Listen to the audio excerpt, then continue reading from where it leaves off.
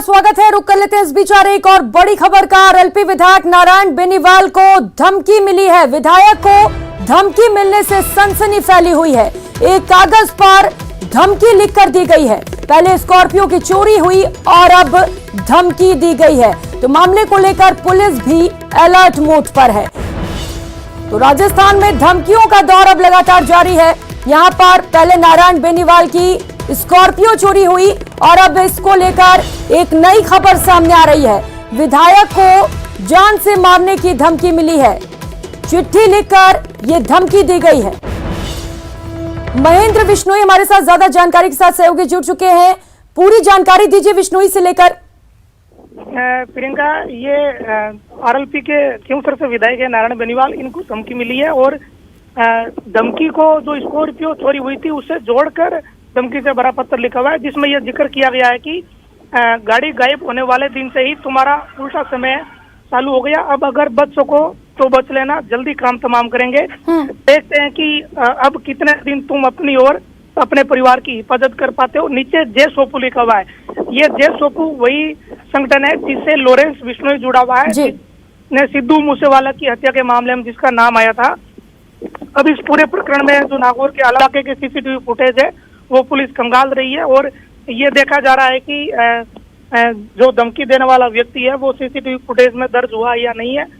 Police अपनी जांच को आगे बढ़ा रही है और जो एसपी राममूर्ति जोशी है, एडिशनल एसपी राजेश मीणा सहित सदर और कोतवाली के एसएचओ, इन्होंने मौका मुआयना किया सदर थाने के। और कोतवाली के एसएचओ अभी भी घटनास्थल पर मौजूद है और पूरे मामले को लेकर उनके नेतृत्व में पुलिस की जो टीम है वो सीसीटीवी फुटेज खंगाल रही है ताकि जो पत्थर यहाँ डालने वाला व्यक्ति है उसकी पहचान की जा सके। जी महेंद्र, लेकिन देखिए सवाल सबसे बड़ा ये उठता है कि राजस्थान में आखिर ये क्या हो रहा है? अपराधी इतने बेखौफ कैसे हो गए हैं? सबसे पहले तो सरकारी आवास से स्कॉर्पियो की चोरी करते हैं और अब जान से मारने की धमकी दे देते हैं। नारायण बेनीवाल ने भी यही बात कही है कि पहले उनकी। ठीक है, आपसे और भी ज्यादा जानकारी लेंगे। इस वक्त विधायक नारायण बेनीवाल खुद हमारे साथ जुड़े हुए हैं। स्वागत है बेनीवाल जी आपका न्यूज़ 18 राजस्थान पर। सर, कैसे ये धमकी मिली आपको, क्या कुछ जानकारी से लेकर? देखिए, 17 तारीख को रात को मेरी गाड़ी जो स्कॉर्पियो गाड़ी है वो जयपुर फ्लैट के सामने से चोरी चली गई और 18 तारीख को जोधपुर जिले के बोरुंदा थाना क्षेत्र में ये लावारिस अवस्था में मिली है। अभी मुझे ये भी जानकारी मिली है, जब मेरा ड्राइवर वहां पहुंचा उसके अंदर मेरा एक मोबाइल फोन भी था जो स्विच ऑफ था, वो भी उसमें से गायब है। आज रात को मैं यहाँ 11:30 बजे सोने के लिए चला गया था। सुबह जब मेरा सेवादार जगा तो पोर्च के अंदर उसने एक लिफाफा देखा, उसने लाके मेरे पीए को दे दिया। जब मैं रूटीन इस बार कई दिन से मैं बाहर था, जयपुर कोई समितियों की मीटिंग थी जी। तो काफी बड़ी संख्या में डाक और ये पत्र प्राप्त हो रखे थे। तो मैं उनको देख रहा था, इतने में मुझे लिफाफा जब देखा मैंने तो इसको जब खोला तो इस लिफाफे के अंदर लिखा हुआ है कि मिस्टर बेनीवाल, गाड़ी गायब होने वाले दिन से ही तुम्हारा उल्टा समय चालू हो गया है। अब अगर बच सको तो बच लेना, जल्दी काम तमाम करेंगे जी। देखते हैं अब कितने दिन तुम अपनी और अपने परिवार की हिफाजत कर पाते हो। और नीचे लिखा है जे सोपू। तो निश्चित रूप से ये हम सब के लिए चिंता की बात है। मैंने तुरंत ही हमारे सुप्रीमो हनुमान जी बेनीवाल से भी टेलीफोनिक बात की और उसके बाद पुलिस के सारे अधिकारी, एसपी साहब, एडिशनल एसपी साहब वगैरह, जो हल्के के सीआई साहब वगैरह सारे यहाँ आए थे। टेक्निक जो आईटी के एक्सपर्ट है वो भी आए। अभी फुटेज वगैरह खंगाल रहे हैं। ये जांच का विषय पुलिस का, भाई ये पत्र कहाँ से आया। बिल्कुल नारायण जी, ये तो बहुत चिंता की बात है कि इस तरीके से सरेआम जान से मारने की धमकी दी जा रही है। क्या कुछ कार्रवाई चाहते हैं आप इस पर? देखिए, मैं व्यक्तिगत तो कोई कार्रवाई मैं तो पूरे प्रदेश की बात करता हूँ, क्योंकि मैं जनप्रतिनिधि हूँ। स्थिति पूरे राजस्थान की ठीक नहीं है। आज राजस्थान के अंदर आम व्यक्ति जो है वो अपने आप को डरा हुआ समझ रहा है, कहीं महफूज नहीं है। जब विधायक का लोगो लगी हुई उस गाड़ी के पीछे हनुमान जी बेनीवाल का पोस्टर लगा हुआ था, ऐसे गाड़ी का चोरी चले जाना और विधायकों के घरों पे ऐसे पत्र मिलना, ये कहीं ना कहीं आम व्यक्ति को जरूर टेरराइज हो रखे। आम व्यक्ति सोचता है राजस्थान इतना कानून व्यवस्था अच्छी थी, राजस्थान की हर व्यक्ति महफूज समझता था अपने आप को। तो ये निश्चित रूप से आम व्यक्ति के लिए भी बड़े डर की बात है। जी बिल्कुल नारायण जी, देखिए सबसे बड़ा सवाल तो यही उठ जाता है ना कि आखिर ये राजस्थान को हो क्या गया है, जब एक विधायक ही सेफ नहीं है, विधायक की गाड़ी चोरी हो रही है, विधायक को धमकी मिल रहा है, तो आखिर आम नागरिक कैसे रहेंगे वहां पर? बिल्कुल बिल्कुल, यहाँ की पुलिस की कार्य प्रणाली जो है उसको भी पूरे राजस्थान में कई अच्छे अफसर है वो ढंग से काम नहीं कर पाते, और सरकारें जो है वो खाली पुलिस को सिर्फ नेताओं के फोन टेपिंग और अपने सरकार बचाने और गिराने के अंदर ही पूरी पुलिस को बिजी कर रखा। तो आम व्यक्ति की सुध भी ली जाए, क्योंकि गृह मंत्री का पद माननीय मुख्यमंत्री जी के पास ही है, तो उन तक भी हम बात पहुंचाएंगे कि राजस्थान का आम व्यक्ति जो है वो कानून व्यवस्था पे धीरे धीरे उसका भरोसा उठ रहा है, अपराधियों के हौसले बुलंद हो रहे हैं। तो निश्चित आप सब को मिलकर इन सब जो गैंग बनी है, कई जगह गैंगे बनी है अपराधियों की, उनको नेस्तनाबूद करने की बड़ी कार्रवाई राजस्थान के अंदर अपेक्षित है। जी बिल्कुल नारायण जी, लेकिन अब आपको चूंकि जान से मारने की धमकी दी गई है, क्या इसे लेकर आपने थाने में शिकायत दी है, रिपोर्ट दर्ज कराई है अभी? देखिए, धमकियों से हम नहीं डरते। तेजाजी महाराज, जाम्बोजी जसनाथ जी, रामदेव जी, हम बड़े उपासक लोग हैं, हम धमकियों से भी नहीं डरते, लेकिन ये ऐसी धमकियों से आम व्यक्ति जो है उसके जेल में कहीं न कहीं डर की भावना पैदा होती है। हम अभी हमारे सुप्रीमो और पार्टी के अन्य पदाधिकारियों से चर्चा करके जो भी कानूनी कार्रवाई हमें करनी होगी आगे वो हम करेंगे। बिल्कुल, बहुत शुक्रिया आपका नारायण जी, न्यूज़ 18 राजस्थान के साथ जुड़ने के लिए। तो ये हमारे साथ विधायक नारायण जुड़े हुए थे, जिन्होंने कहा है कि वे धमकियों से डरने वाले नहीं हैं। आपको बता दें कि विधायक को एक धमकी भरी चिट्ठी मिली है और धमकी में लिखा हुआ है कि उन्हें जान से मार दिया जाएगा। और कल एक और बड़ी खबर का विवादित नारा मामले को लेकर बड़ी अपडेट आपको बता दें, अजमेर में गौहर चिश्ती के घर की गहन तलाशी की गई है।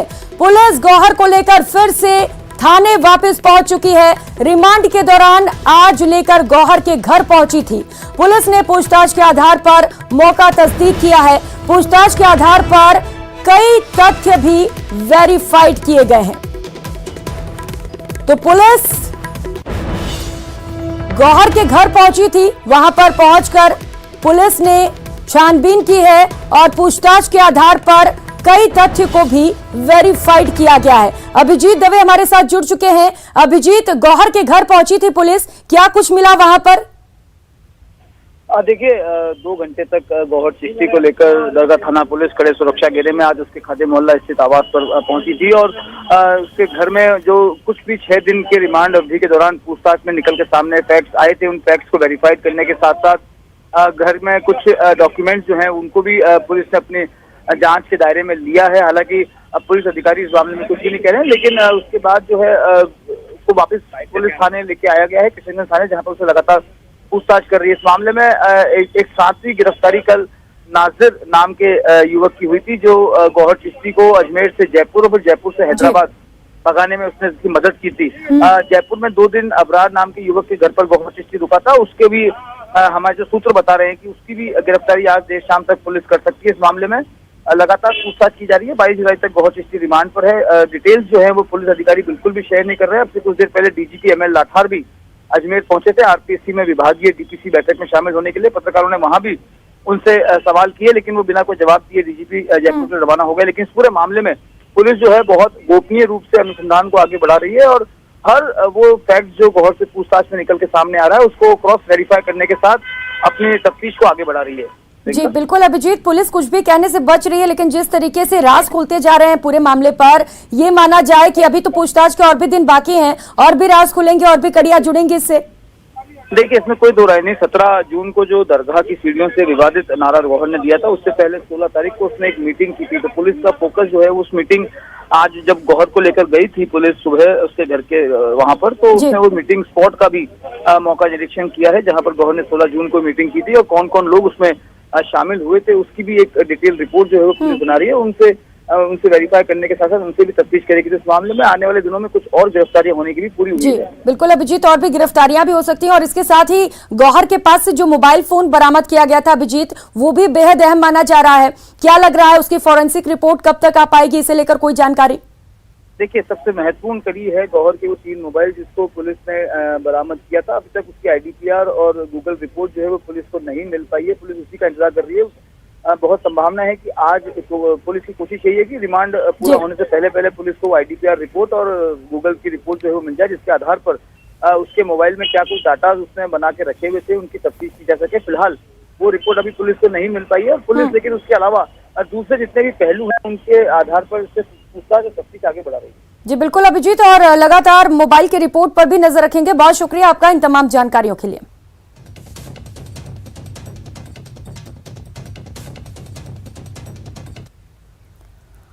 और इस बीच एक और बड़ी खबर सामने आ रही है। आपको बता दें, श्रीगंगानगर में 2 दिन पहले सीमा पार पाकिस्तान से आए घुसपैठिए को लेकर बड़ी अपडेट आपको बता दें। रिजवान अशरफ से पूछताछ में अहम खुलासे हुए हैं। सीमा पर पाकिस्तान से आया रिजवान अशरफ बीजेपी की पूर्व नेता नुपुर शर्मा की हत्या करना चाहता था।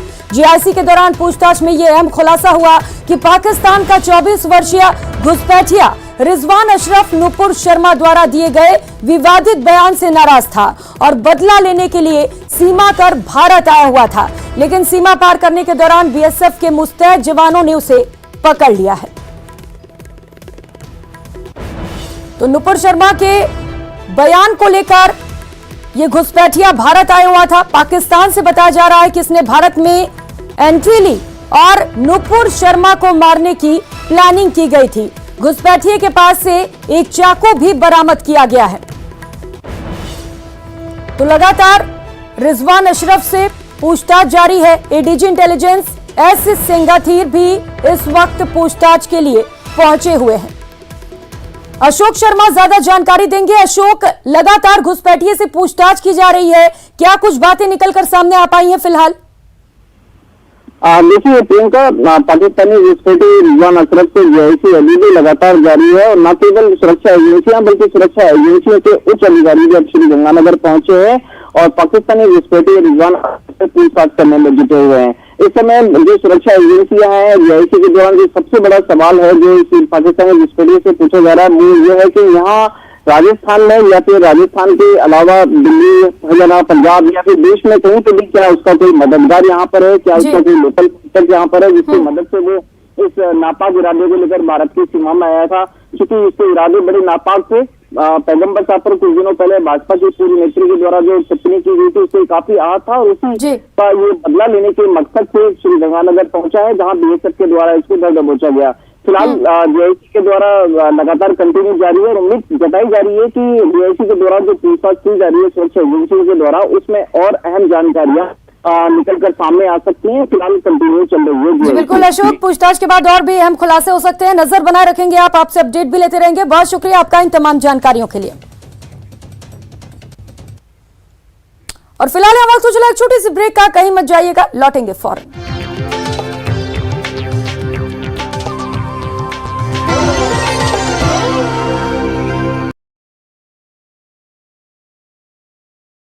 शिक्षा मंत्री बीडी कल्ला ने स्कूल चलो अभियान की शुरुआत की, साथ ही उन्होंने शहीद अमित भारद्वाज की पुण्यतिथि के मौके पर सांप्रदायिक सौहार्द को लेकर एक पोस्टर का विमोचन भी किया।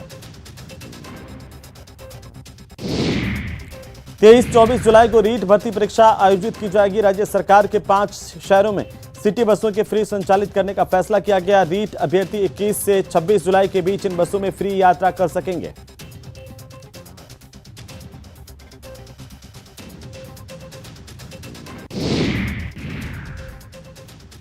जयपुर में वैशाली नगर में साड़ियों के शोरूम में भीषण आग लगी। यह शोरूम नर्सरी सर्किल के पास स्थित है। आग पर काबू पाने के लिए फायर ब्रिगेड मौके पर।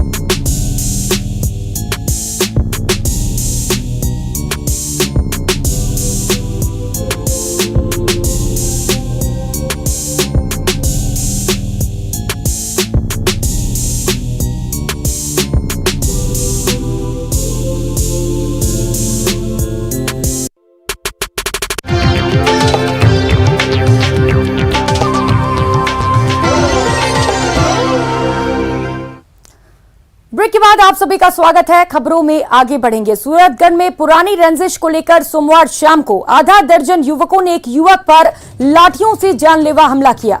युवक की हालत अभी भी गंभीर है। पुलिस ने श्रीगंगानगर जिला अस्पताल में भर्ती पीड़ित संदीप स्वामी का बयान लिया है।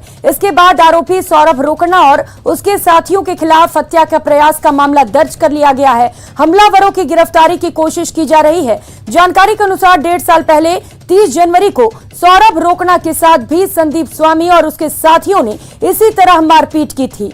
उस मामले में भी हत्या के प्रयास का मुकदमा दर्ज कर उसकी गिरफ्तारी की गई थी। उसी घटना का बदला लेने के लिए यह हमला किया गया था।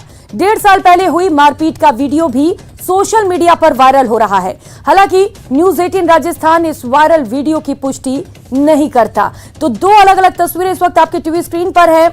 अलग अलग दिन की ये तस्वीरें हैं। 30 जनवरी 2021 की ये पहली तस्वीर है, जबकि दूसरी तस्वीर 18 जुलाई 2022 के करीब 1.5 साल बाद की ये तस्वीर आपको दिखा रहे हैं। पुरानी रंजिश को लेकर यहां पर एक युवक की 6 लोगों ने मिलकर बेरहमी से पिटाई की है। तो फिलहाल पुलिस सभी आरोपियों की तलाश में जुटी है।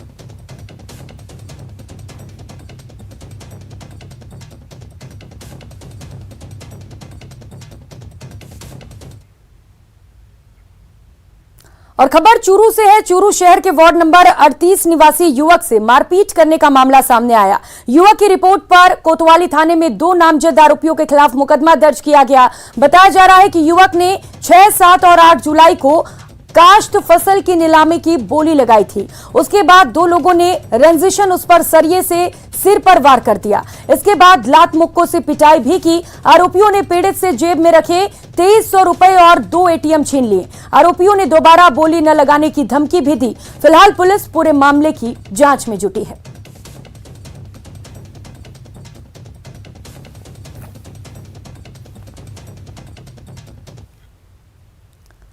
और अब खबर स्कूल को क्रमोन्नत करने की मांग को लेकर। श्रीगंगानगर के 35 ML 12 वाले स्कूल में तालाबंदी कर स्कूल में तीसरे दिन भी प्रदर्शन किया जा रहा है। विद्यार्थी और ग्रामीण धरने पर बैठे हुए हैं। स्कूल क्रमोन्नत की मांग को लेकर ये तालाबंदी कर दी गई है। शिक्षा विभाग के अधिकारी फिलहाल ग्रामीणों से समझाइश कर रहे हैं। तो ये तस्वीर आपको दिखा रहे हैं। बड़ी संख्या में ग्रामीण स्कूल के बाहर एकत्रित हो गए हैं। स्कूल पर पिछले 3 दिनों से ताला लगा दिया गया है।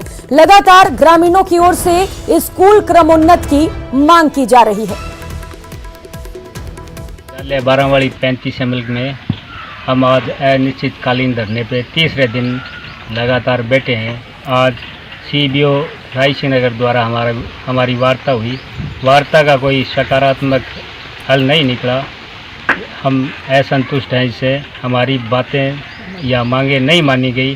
कल से हम अपने जो स्कूल के बच्चे हैं उनकी TC कटवाएंगे। उधर राजसमंद के रेल मगरा में 16 घंटे से प्रदर्शन चल रहा है। हिंदुस्तान जिंक की SK माइंस के बाहर ये प्रदर्शन देखने को मिल रहा है। सिंदेसर खुर्द के ग्रामीणों का ये प्रदर्शन है। बड़ी संख्या में इस प्रदर्शन में महिलाएं भी मौजूद हैं। ब्लास्टिंग से मकान ढहने का आरोप लगाया जा रहा है और ग्रामीणों का कहना है कि मलबे के नीचे दबने से कई जानवरों की भी मौत हो गई है और इसी को लेकर मुआवजे की मांग की जा रही है। मुआवजे की मांग को लेकर यह प्रदर्शन किया जा रहा है। ये तस्वीरें भी आपको दिखा रहे हैं। राजसमंद के रेल मगरा से ये तस्वीरें हैं, जहां पर पिछले 16 घंटों से ग्रामीण प्रदर्शन कर रहे हैं। ग्रामीणों का कहना है कि उनके घर टूट जा रहे हैं, उनके जानवर मलबे में दबकर मर रहे हैं और इसी को लेकर यहां पर मुआवजे की मांग की जा रही है।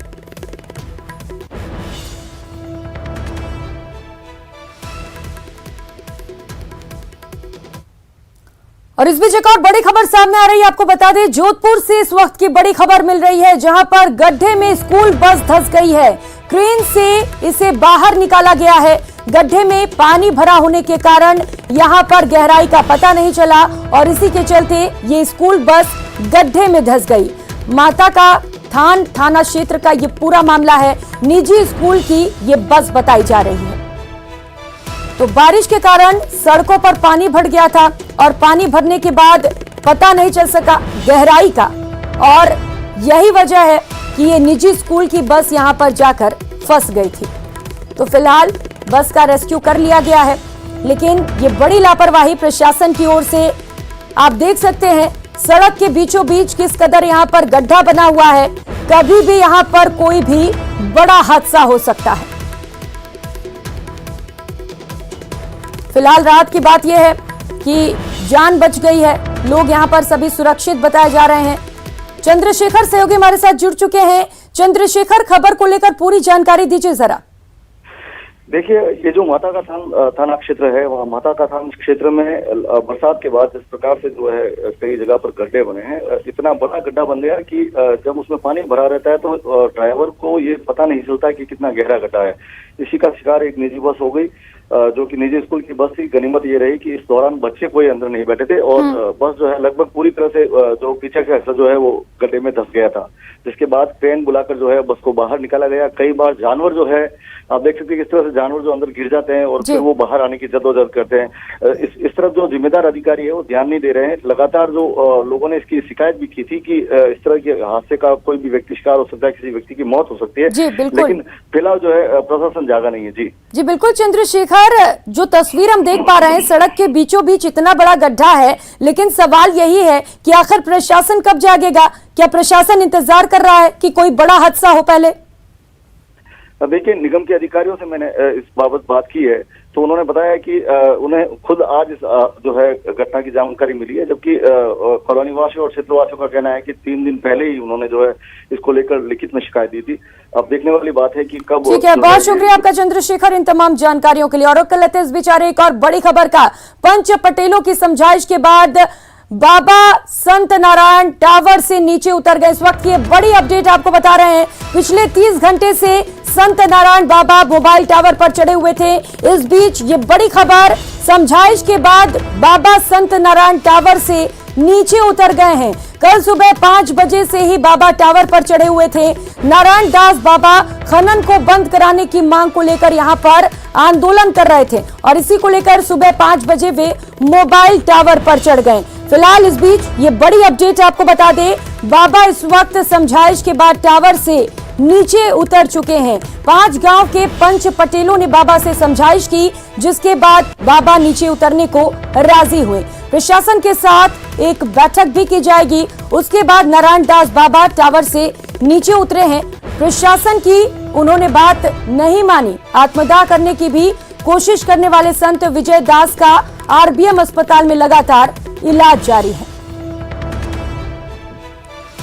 तो पिछले 550 दिनों से अवैध खनन रोकने की मांग को लेकर यहां पर साधु संत आंदोलन कर रहे हैं और एक बाबा नारायण दास यहां पर टावर पर चढ़े हुए थे। 30 घंटे से ज्यादा का वक्त भी बीत चुका था, लेकिन बाबा उतरने को तैयार नहीं थे। प्रशासन लगातार समझाइश भी कर रहा था, लेकिन बाबा का साफ तौर पर यह कहना था कि आश्वासन से काम नहीं चलेगा, उन्हें कार्रवाई चाहिए। तो पंच पटेलों की समझाइश के बाद अब बाबा टावर से नीचे उतर चुके हैं। 30 घंटे से संत नारायण दास बाबा टावर पर चढ़े हुए थे। अवैध खनन की रोक को मांग को लेकर यह आंदोलन पिछले 550 दिनों से चल रहा था और लगातार बढ़ता भी जा रहा है। दीपक सहयोगी हमारे साथ जुड़ चुके हैं, इसी खबर पर ज्यादा जानकारी देंगे। दीपक, पूरी जानकारी दीजिए जरा, बाबा कैसे उतरे नीचे, कैसे माने वे?